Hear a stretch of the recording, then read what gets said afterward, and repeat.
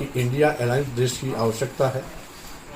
इसलिए राष्ट्रीय सोशलिस्ट समाज पार्टी इंडिया अलायंस को मजबूत बनाने की दिशा में हर प्रकार की पहल करेगी। इसलिए अलग से किसी अलायंस के बनाने का कोई औचित्य ही नहीं है, क्योंकि हम कोई ऐसा कार्य नहीं करेंगे जिससे इंडिया अलायंस कमजोर। कुछ मीडिया के लोग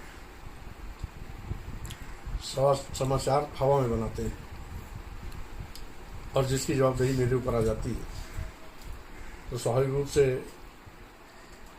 आज सुबह मुझे भी अवगत कराया गया कि नवभारत टाइम्स में इस प्रकार की खबर छपी है, जो बिल्कुल आधारहीन और बेबुनियाद खबर है। क्योंकि राष्ट्रीय सोशलिस्ट समाज पार्टी के गठन के दिन ही मैंने सार्वजनिक रूप से इस बात की घोषणा की थी कि इंडिया अलायंस देश की आवश्यकता है।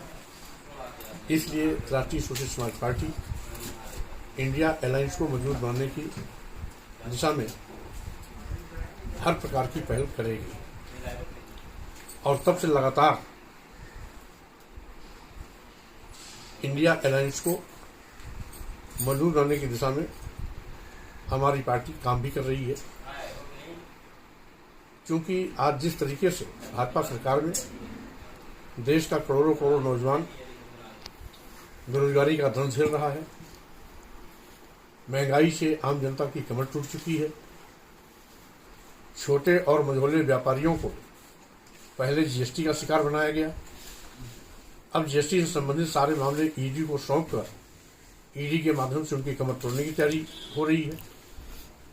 लंबे अरसे से किसानों की एमएसपी की मांग सरकार आज तक नहीं पूरा कर पाई।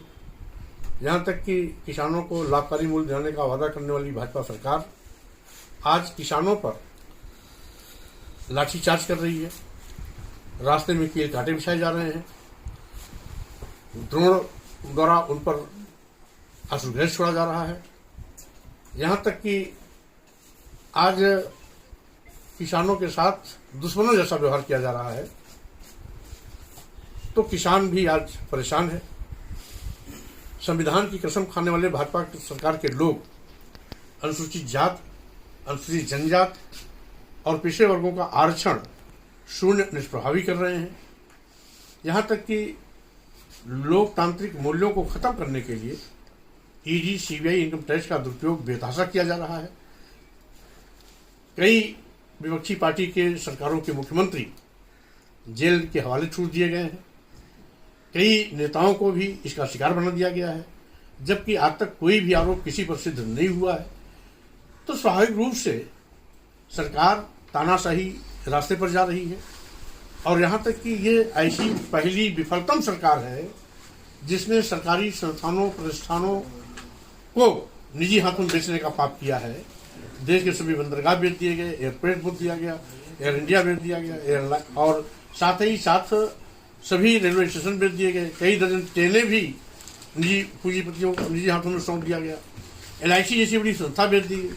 तो स्वाभाविक रूप से जिन सरकारी विभागों में कभी नौजवानों को सरकारी नौकरियां मिलने की उम्मीदें थी, उन उम्मीदों का भी गला इसने घोट दिया है। तो अब आज एक ही विकल्प है कि संविधान बचाओ, भाजपा हटाओ, लोकतंत्र बचाओ, भाजपा हटाओ, देश बचाओ, भाजपा हटाओ। इसलिए अलग से किसी अलायंस के बनाने का कोई औचित्य ही नहीं है, क्योंकि हम कोई ऐसा कार्य नहीं करेंगे जिससे इंडिया अलायंस कमजोर हो। हमसे जुड़े रहने के लिए हमारे YouTube चैनल को सब्सक्राइब करें और नई वीडियो की नोटिफिकेशन के लिए बेल आइकॉन को दबाएं। अगर आप ये वीडियो Facebook पर देख रहे हैं तो लाइक जरूर करें और ज्यादा से ज्यादा शेयर करें। धन्यवाद।